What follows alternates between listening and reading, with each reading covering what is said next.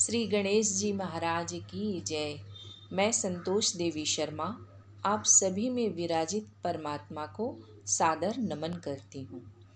कुल देवी माता श्री दधिमथी की जय।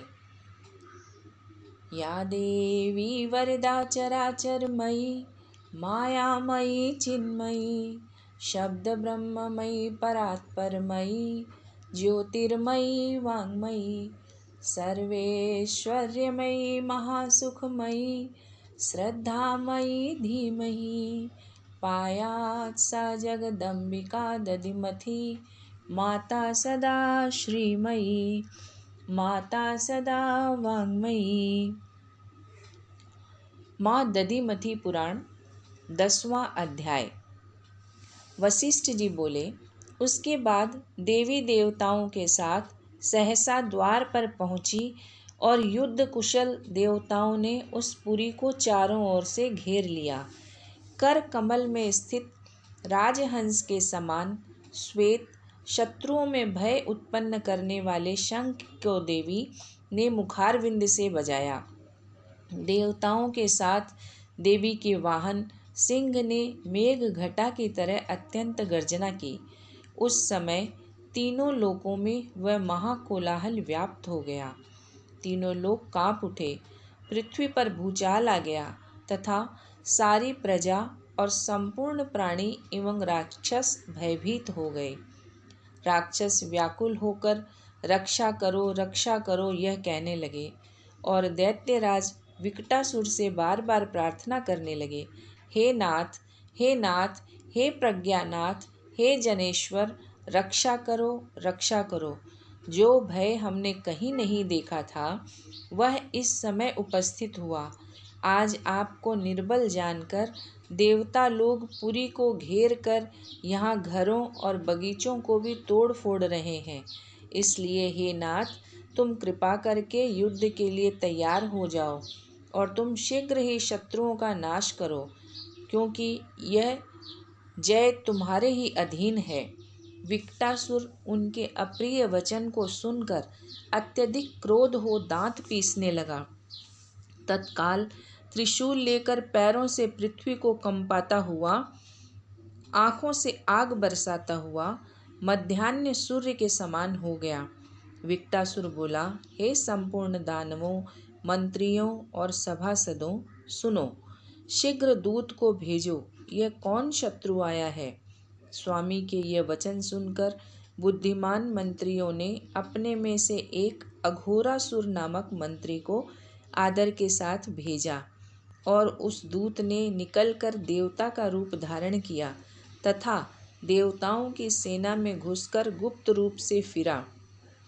इंद्रादिक देवताओं ने दूत को यह राक्षस है जब जान लिया, तब हाथ, पैर और मुक्कों से उसे पीटने लगे।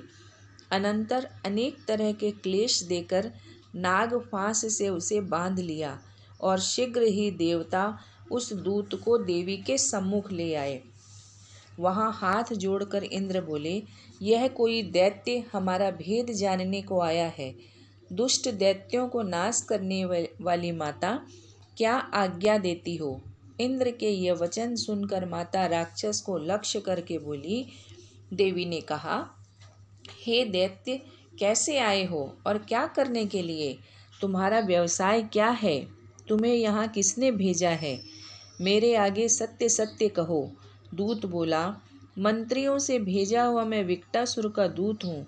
मेरा नाम अघोरासुर है। तेरा बल जानने को आया हूँ। हे सुरेश्वरी, तेरी सेना के बल को देखने की इच्छा है। जब इंद्र आदि देवताओं ने छल को जाना, तब अनेक प्रकार से मुझे मारा और अनेक कष्ट दिए तथा बांधकर आपके सम्मुख ले आए। मैं दूत हूँ, मुझे छोड़ दीजिए।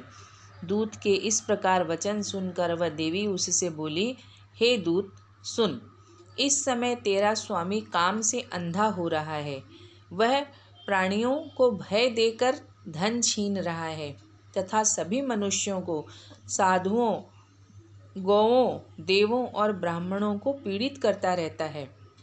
उसने स्त्रियों का पतिव्रत भंग किया, कन्याओं का कुमारित्व दूषित किया, इस दुख से दुखी देवता मेरी शरण में आए, तब लोक के कल्याण के लिए मैंने प्रतिज्ञा की कि अब विकटासुर तथा अन्य दुष्टों को निश्चय ही मारूंगी, धर्म का उद्धार करूंगी और पृथ्वी का भार हरूंगी। हे दूत, तू शीघ्र जा और मेरी बात विकटासुर को कह। तब यह कहकर देवी फिर देवताओं से बोली, धर्मशास्त्रों में दूत को अवध्य कहते हैं, अतः इसे छोड़ दो, छोड़ दो। यह सुन हाथ जोड़कर इंद्र बोला, धर्मशास्त्रों में दूतों के लिए हल्का दंड लिखा है, जीत बिना उनको छोड़ना अच्छा नहीं। तब हुंकार करती हुई माता ने अपने सिंह से को छोड़ा। महान क्रोध से भरे हुए प्रज्वलित नेत्रों वाले तथा जिसके केस खड़े तथा जिह्वा लपलपा रही थी, ऐसा वह सिंह दूत को खाने को तैयार हुआ। तब सिंह को गरजता हुआ देखकर भयातुर अघोरासुर अत्यंत वेग से भागने का विचार करने लगा। तब सिंह उसको पकड़कर खाने लगा और उसकी नाक काट डाली। सिंह से पीड़ित होने पर वह बोला, रक्षा करो, रक्षा करो, हे महाकाली, हे माता, हे जगदीश्वरी, तू रक्षा कर, रक्षा कर। तब देवी सिंह से यह बोली, छोड़ दे, छोड़ दे। शीघ्र आदेश पाकर सिंह ने तत्काल असुर को छोड़ दिया। अब अत्यंत व्याकुल होकर वह अघोरासुर स्वामी विकटासुर के पास गया और वहीं अत्यंत ऊंचे स्वर से रोने लगा, हे स्वामी, मैं तुम्हारा कार्य कभी नहीं करूँगा। दूत का विलाप सुनकर क्रोध से बेचैन नेत्रों वाला, दांतों से दांतों को पीसता हुआ शीघ्र वह वचन बोला। विकटासुर बोला, हे दूत, तुझे किसने दुख पहुँचाया? तेरी नाक किसने चबा ली? जिसने तेरी नाक काटी उसके मैं प्राण हरूंगा। हे अघोर, सच सच कह, इस समय तुमको किसने कष्ट पहुँचाया है? विधाता किससे असंतुष्ट हुआ है और कौन मंद बुद्धि बिना है? दूत बोला, हे स्वामिन, मेरी बात सुनो। मैं आपकी आज्ञा से गया, जब शत्रुओं की सेना देखने लगा, तब तुम्हारे शत्रुओं ने मुझे बांध लिया। मुझे बांधकर जहाँ सिंह पर चढ़ी हुई अथर्व मुनि की कन्या विराजमान थी, वहाँ ले गए। मुझे देखकर देवी ने हुंकार किया, तब सिंह गरजा और उसने मेरी नाक चबा डाली। यह मेरी दुर्गति का कारण है। बोलो दधिमती माता की जय। इस तरह की कथाएं आप तक पहुंचती रहें, इसके लिए आप इस चैनल को सब्सक्राइब करिए।